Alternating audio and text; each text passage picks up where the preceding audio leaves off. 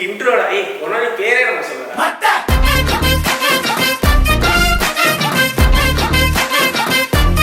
Hi சலாம் வணக்கம். இன்னைக்கு நம்ம என்ன ட்ரெய்லர் பார்க்க போறோம்? லப்பர் பந்து. லப்பர் பந்து.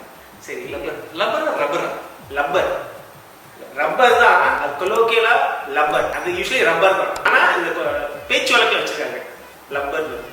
ஓ, இந்தியாவிலே அப்படிதான். நான் நினைச்சேன் மலேசியாவில் மட்டும்தான். உனக்கு இந்த லப்பர் பந்துனா என்னன்னு தெரியுமா? ஃபர்ஸ்ட் கிரிக்கெட் கிரிக்கெட்டோட அதான் கிரிக்கெட்ல சின்ன வயசுல நான் லப்பர் பந்து விளையாடுவோம். அது ரொம்ப ஃபேமஸ். ஸ்டம்பர் பால்னு சொல்லுவாங்க. ஓகே, அதான் லப்பர் பந்து எங்க ஊர்ல ஃபேமஸ் பிராண்ட்ல.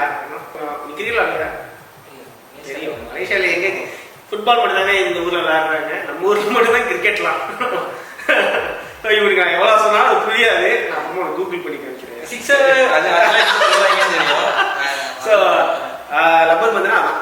யார் ஹீரோ? கட்டாஸ் கல்யாணம் அட்டகத்தி தினேஷும். பேர் என்னன்னு சொல்லிட்டு கேட்கலாம்னு நினைச்சேன். அதுக்குள்ள சொல்லிட்டான்.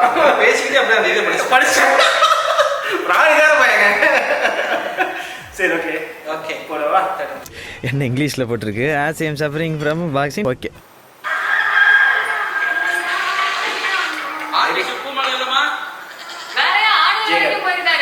அவனுக்கு வேலை கொடுத்த ஆடு வரா வேண்டாமா? எவ்வளோ வந்தால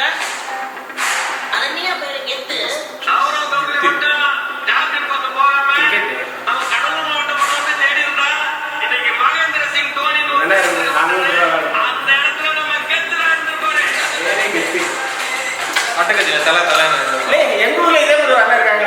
கெத்து இல்ல, அவர் விளையாடுறதே கெத்தா இருக்கு. இவன் திறமை நம்பி அந்த டீம் தான் விளையாடுவாப்ல.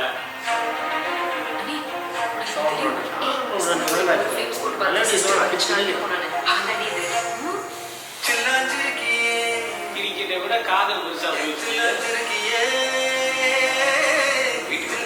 பெருசா அதெல்லாம் இருக்கட்டும். நீங்க என்ன அழுங்கன்னு சொல்லவே இல்லை. அவன் நல்லா இருப்பா.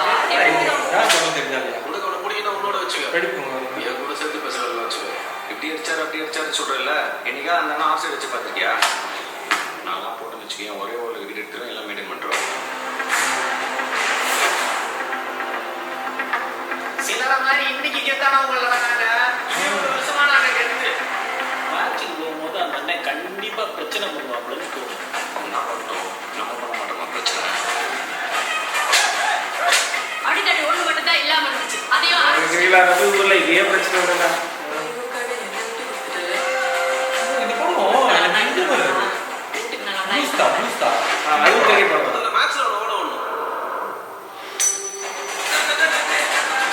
ஆனா இந்த லப்பர் வந்து ரொம்ப நாள் முன்னாடி நான் பார்த்தேன்னு அதான் கையில ரிலீஸ் ஆயிடும். டிஎஸ்கே என் காலேஜ் சீனியர். நான் சொன்னேன் டிஎஸ்கே திருச்சி சார். ஒரு திறமைக்காரன் இன்னொரு திறமைக்காரன் வந்துட்டா சரித்திரம் இல்லைல்ல. சரிங்களா? சிஎஸ்கே மேலே தப்பு இருக்கு, என் மேலே தப்பு இருக்கு. ரெண்டு பேரும் மாத்தி மாத்தி மன்னிப்பு கேட்டுப்போம். பைத்தியம். அந்த ஆளோட கண்ணு இல்லடா, மாமனார்.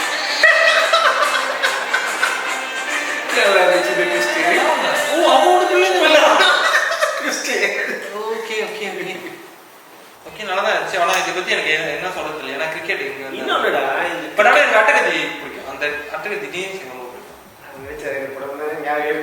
எழுதி வச்சுட்டாங்க. ஆனால் உண்மையை சொல்கிறேன், எனக்கு ரொம்ப ரொம்ப பிடிச்ச படம் அவரோட கை இதை பற்றி எனக்கு ரிவ்யூ பண்ணுறது எனக்கு உண்மையாக ஒன்றும் இல்லை. ஏன்னா கிரிக்கெட் பற்றி எதுவுமே தெரியாது. ஆனால் என்ன சொல்கிறேன், இது பார்க்கும்போது எனக்கு வந்து அந்த ப்ளூ ஸ்டார் இது கிரிக்கெட் பத்தி இன்னொரு படம் வந்துச்சு ஞாபகம். லால் சலாமா? ஆமா, கண்டுபிடிச்சு இப்பதான் ஓடிடில வர போலாம். வந்தோடனே அதை நம்ம ரிவ்யூ பண்ணுவோம். இன்னும் நான் பாக்கலப்பா.